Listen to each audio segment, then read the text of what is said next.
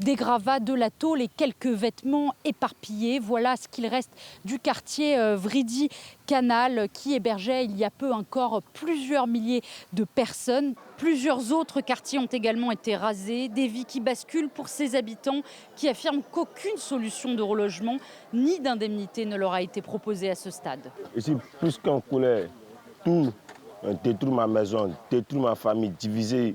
Tout le monde, on ne sait pas où partir. Je me suis mis à genoux pour pouvoir leur demander de me laisser aller prendre des bagages. Ils ont dit non. Donc chaque jour, qu'est-ce que je fais? Je viens dans les gravats là pour chercher si je peux y retrouver quelque chose. Sinon, j'ai tout perdu ici. Dans cette école où les habitants de Koumassi, campement, un autre quartier qui a été détruit, ont trouvé refuge. L'ONG Ma Fondation s'active. Il y a urgence. La période des examens a déjà commencé et plusieurs centaines d'élèves ont vu leurs documents administratifs disparaître dans les décombres de leur logement.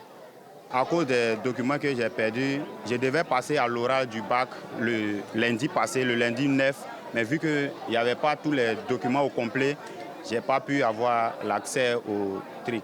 L'objectif de l'action de Ma Fondation ce jour, c'est d'accompagner les élèves sinistrés lors du déguerpissement qui ont perdu tous leurs kits scolaires et leurs dossiers administratifs. Nous sommes en contact avec le commissariat et l'ONUCI afin d'avoir leurs documents dans le plus bref délai.